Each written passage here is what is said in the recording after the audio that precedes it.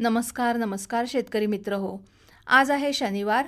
भारतीय सौर दिनांक 3 आषाढ शके 1948 अर्थात 25 जुलै 2026.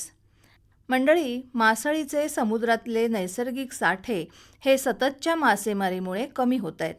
परंतु तंत्रज्ञानाच्या सहाय्याने हे नैसर्गिक मत्स्यसाठे वाढवण्याच्या किंवा निर्माण करण्यासाठी प्रयत्न होत आहेत. त्यापैकीच एक म्हणजे कृत्रिम भित्तिका. आज आपण कृत्रिम भित्तिका जैवविविधता संवर्धनाकरता प्रभावी साधन याविषयी डॉक्टर संतोष मेहतर यांची ऋचा गद्रे यांनी घेतलेली मुलाखत ऐकूया. नमस्कार मंडळी, कृत्रिम भित्तिका ही सागरी जैवविविधता संवर्धनाकरता एक प्रभावी साधन कसं आहे याविषयी आज आपण माहिती करून घेणार आहोत. आणि ही माहिती देण्यासाठी आपल्या इथे जे मत्स्य महाविद्यालय आहे या महाविद्यालयातील सहयोगी प्राध्यापक डॉक्टर संतोष मेहतर सर आलेले आहेत.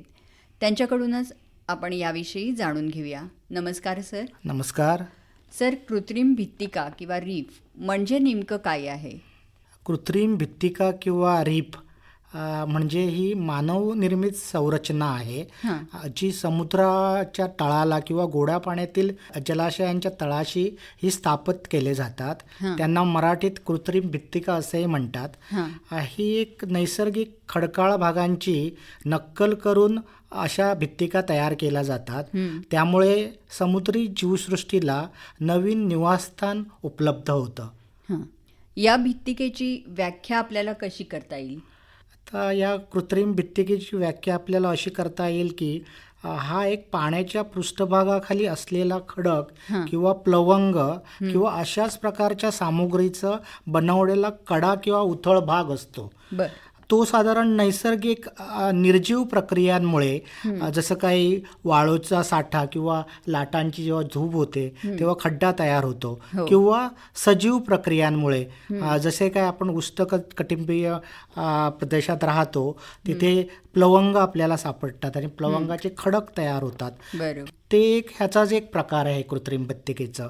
आणि ही कृत्रिम भित्तिका आहे ते जाणीवपूर्वक किंवा अपघाताने तयार केलेल्या मानवनिर्मित पाण्याखालच्या संरचना आहेत. त्याचं उदाहरण आपण बुडालेली जहाजं हे घेऊ शकतो. ती बुडालेली जहाजं एकदा बुडल्यानंतर तिथे नैसर्गिक अशी परिसंस्था तयार होते. ती सागरी जैवविविधता संवर्धनासाठी अतिशय महत्त्वाची मानली जाते. आता ही जी कृत्रिम भित्तिका आहे ती निर्माण करण्याची उद्दिष्ट काय आहेत? कृत्रिम भित्तिका निर्मितीचे बरेचसे उद्देश असतात.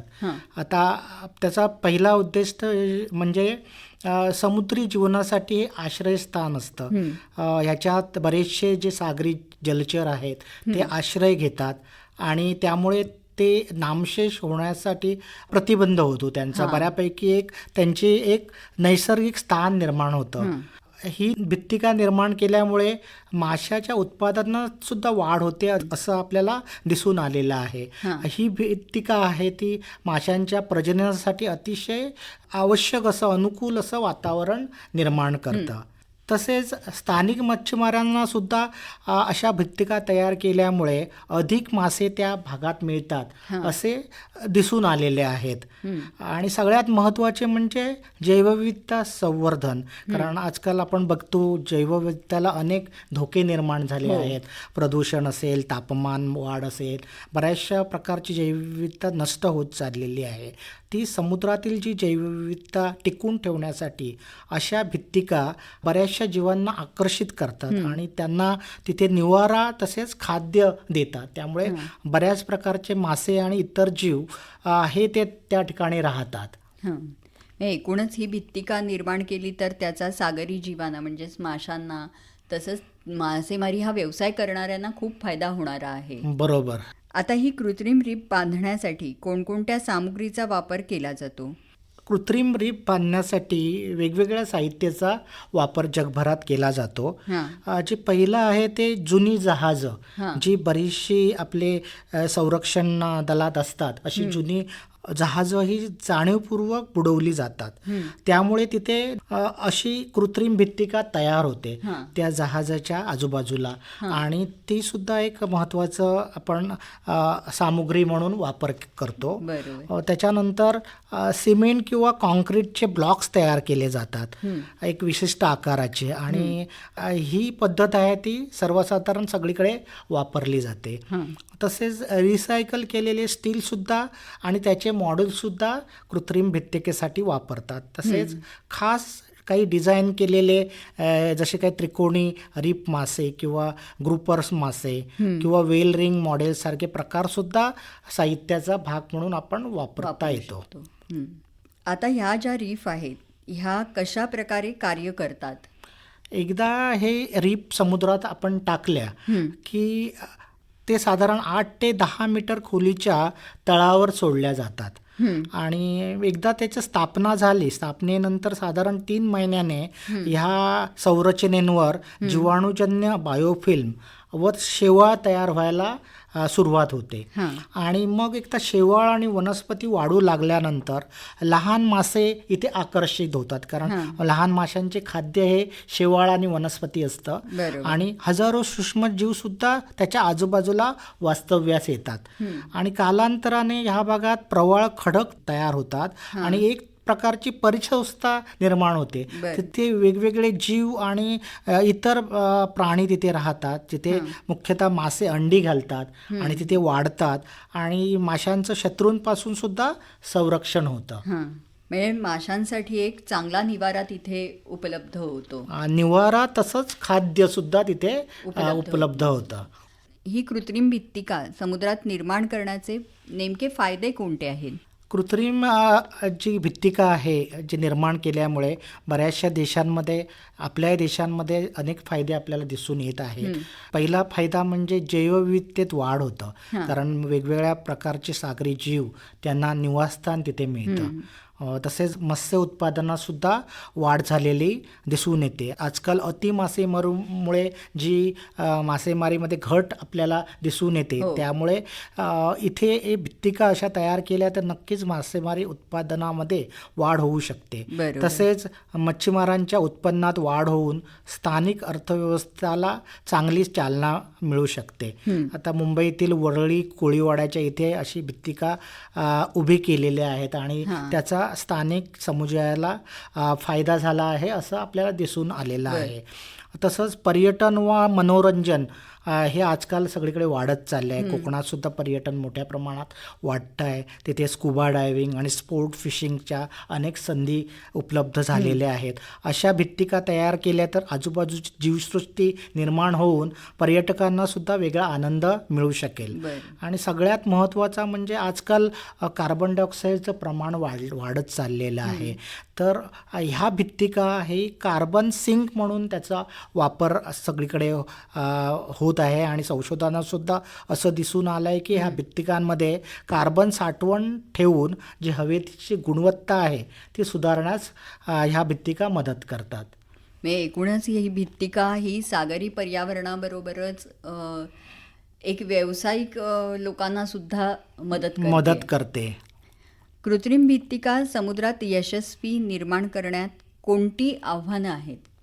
समुद्रात निर्माण करण्यास पहिलं आव्हान म्हणजे प्रदूषणाचा धोका निर्माण होऊ, कारण त्याचं चुकीच्या पद्धतीचं साहित्य आपण वापरलं, जसं प्लास्टिक, रासायनिक प्रक्रिया केलेलं लाकूड किंवा हानिकारक सिमेंट याचा वापर केला तर त्याच्यातून विषारी पदार्थ पाण्यात मिसळू शकतात. ती आपण काळजी घ्यायला पाहिजे. तसंच त्याचा खर्चसुद्धा जास्त आहे, म्हणजे गव्हर्नमेंटने तेवढं पैसे ह्यासाठी खर्च करायला पाहिजे.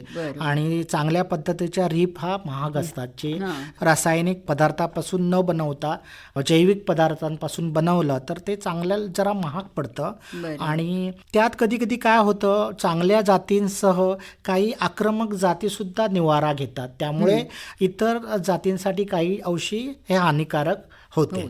एकूणच ही रीप बनवताना काळजी घेणं हे खूप गरजेचं आहे. बरोबर. सर, तटीय भागात कृत्रिम रीफ उभारण्याची भारतातली परिस्थिती सध्या काय आहे?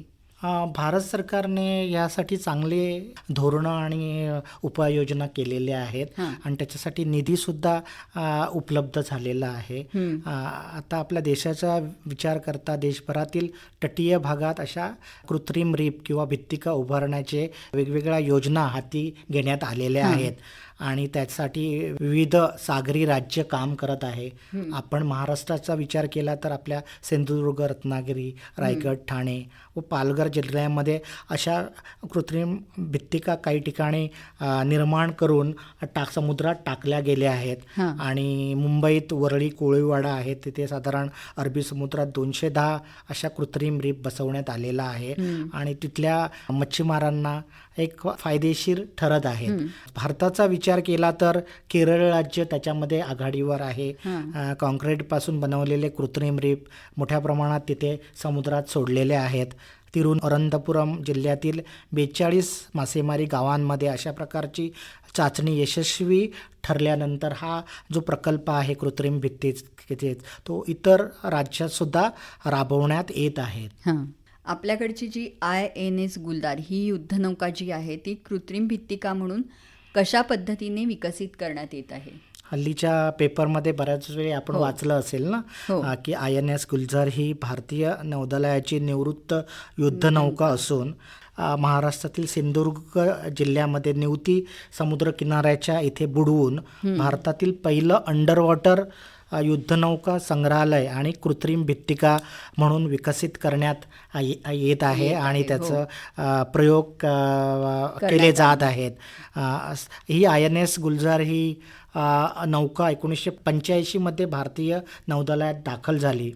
जवळपास 40 वर्ष देशसेवा केल्यानंतर 12 जानेवारी 2024 रोजी ती सेवामुक्त करण्यात आली आणि फेब्रुवारी 2025 भारतीय नौदलाने ही नौका महाराष्ट्र पर्यटन विकास महामंडळ म्हणजे MTDCकडे हस्तांतरित केली आणि हल्लीकडेच म्हणजे मे 2026 सिंधुदुर्ग जिल्ह्यातील नेवती परिसरातील समुद्रात साधारण 20 ते 22 मीटर खोलीवर ही नौका स्थापित करण्यात आली.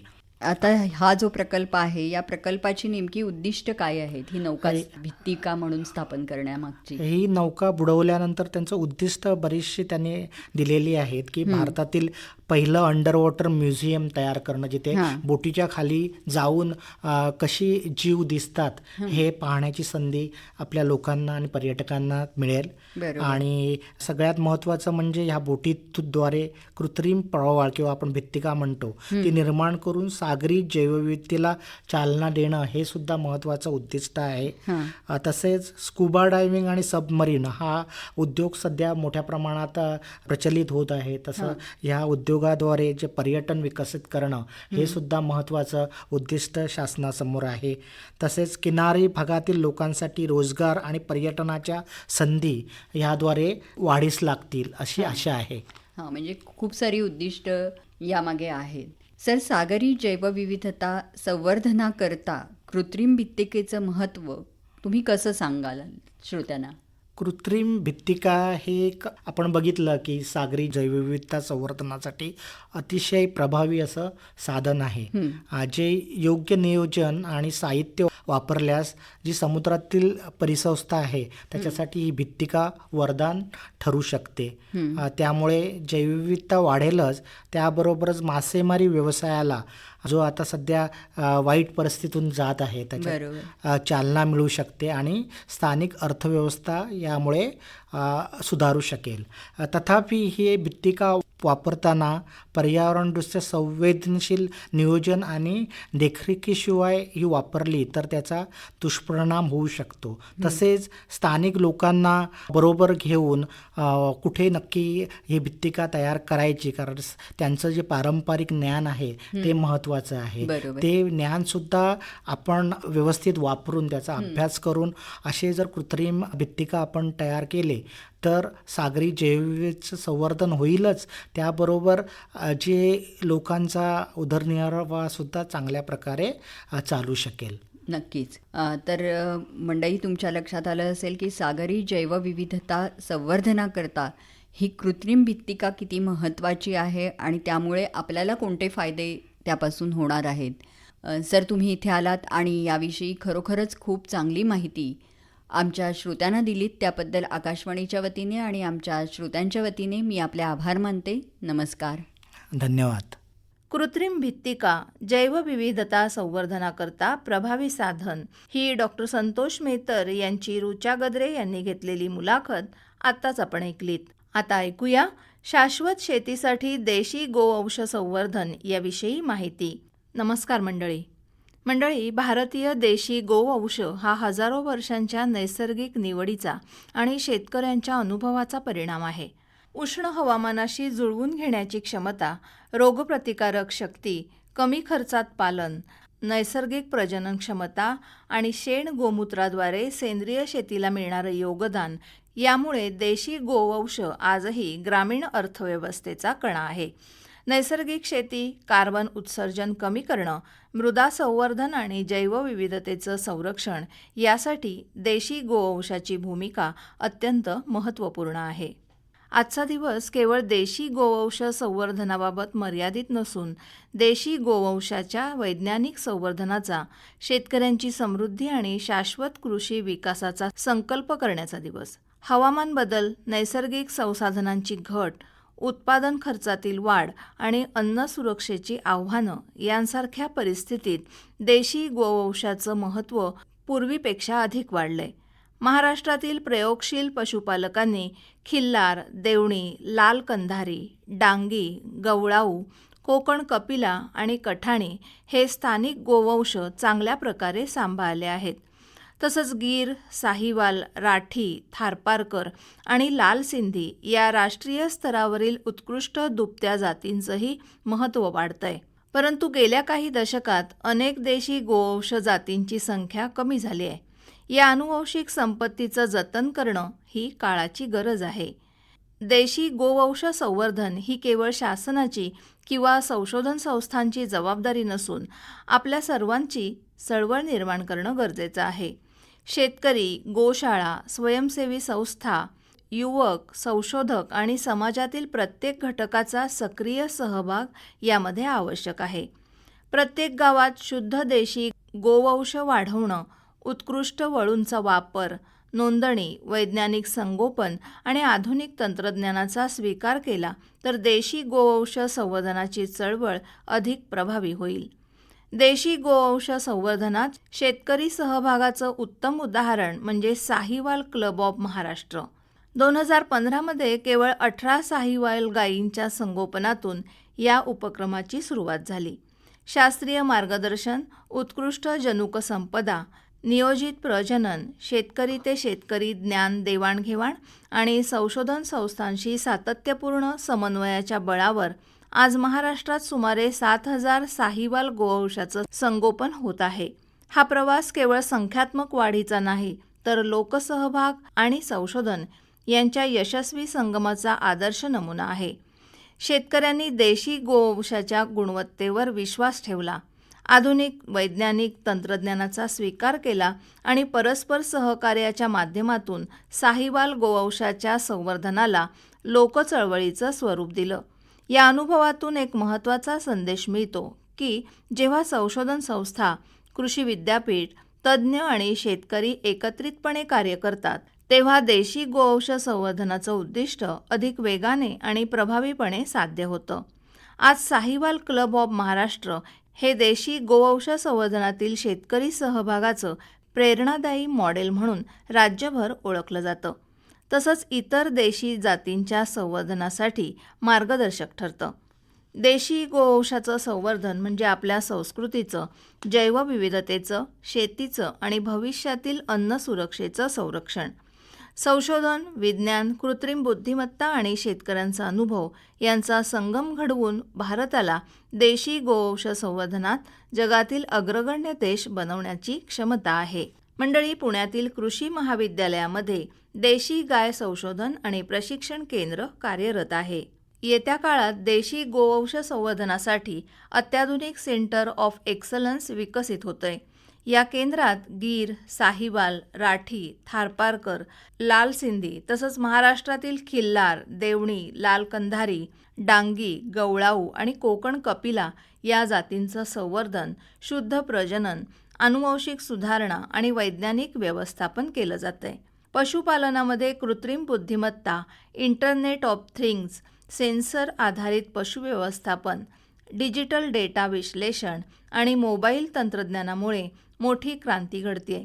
या केंद्रातही आधुनिक तंत्रज्ञानाचा वापर करून देशी गोवंश संवर्धन अधिक परिणामकारक करण्याचे प्रयत्न सुरू आहेत.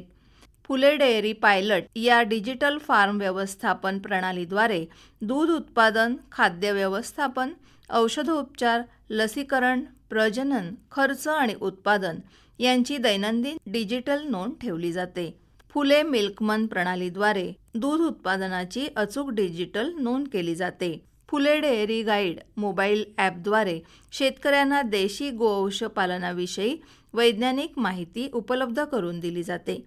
याशिवाय फुले स्मार्ट अमृतकाल या कृत्रिम बुद्धिमत्ता आधारित मोबाईल प्रणालीद्वारे हवामान, पशु आरोग्य आणि व्यवस्थापनासंदर्भात निर्णय सहाय्य प्रणाली विकसित करण्यात येते. भविष्यात कृत्रिम बुद्धिमत्ता तंत्रज्ञान आधारित प्रतिमा विश्लेषणाद्वारे पशु आरोग्य, उष्मा ओळख, रोगांचं प्रारंभिक निदान आणि उत्पादन क्षमतेचा अंदाज यावर संशोधन सुरू आहे. देशी गोवंशाची संख्या जलद गतीने वाढवण्यासाठी भ्रूण प्रत्यारोपण, उत्कृष्ट जनुक संपदा जतन, शुद्ध प्रजनन आणि वैज्ञानिक निवड यावर केंद्रात विशेष भर दिली जाते. विशेषतः उच्च आनुवंशिक गुणवत्तेच्या देशी गायीचं भ्रूण तयार करून इतर गायींमध्ये प्रत्यारोपित करण्याच्या तंत्रज्ञानामुळे शेतकऱ्यांच्या गोठ्यामध्ये उत्कृष्ट वंशवृद्धी शक्य होते. संशोधनाचा अंतिम लाभ शेतकऱ्यांपर्यंत पोहोचला पाहिजे. या उद्देशाने केंद्रामार्फत नियमित प्रशिक्षण कार्यक्रम, कार्यशाळा, प्रात्यक्षिकं, विद्यार्थी प्रशिक्षण, गोपालक मार्गदर्शन आणि डिजिटल माध्यमातून ज्ञान प्रसार केला जातोय. देशी गोवंश संवर्धनाबरोबरच नैसर्गिक शेती, गो आधारित उद्योग, जैविक खत निर्मिती आणि ग्रामीण उद्योजकतेलाही प्रोत्साहन दिलं जातंय. देशी गोवंश संवर्धनाला जन आंदोलनाचं स्वरूप देण्यासाठी देशी गाय संशोधन आणि प्रशिक्षण केंद्रामध्ये देशातील पहिलं गो पर्यटन केंद्र विकसित करण्याचा अभिनव उपक्रम हाती घेण्यात आलाय. या संकल्पनेतून नागरिक, विद्यार्थी, शेतकरी, संशोधक आणि पर्यटकांना देशी गोवंशाचं वैज्ञानिक, सांस्कृतिक, पर्यावरणीय आणि आर्थिक महत्त्व प्रत्यक्ष अनुभवता येईल. या केंद्रामध्ये विविध देशी गोवंश जातींची माहिती, आधुनिक पशुपालन तंत्रज्ञान, नैसर्गिक शेती, गो आधारित उत्पादनं, कृत्रिम बुद्धिमत्ता आधारित पशुधन व्यवस्थापन, आधुनिक प्रजनन तंत्रज्ञान तसंच प्रत्यक्ष प्रात्यक्षिकांद्वारे जनजागृती करण्यात येते. देशी गोवंश संवर्धन, संशोधन, प्रशिक्षण, तंत्रज्ञान आणि जनसहभाग यांचा एकात्मिक संगम घडवणारं हे देशातलं पहिलं गोपर्यटन केंद्र भविष्यात देशातील इतर राज्यांसाठीही एक आदर्श मॉडेल ठरू शकेल. शाश्वत शेतीसाठी देशी गोवंश संवर्धन याविषयीची माहिती आत्ताच आपण ऐकलीत. वाचन केलं होतं विद्या तावडे यांनी. बरं तर मंडळी, याबरोबरच आजचा आमचं घर आमचं शेत हा कार्यक्रम संपला. नमस्कार.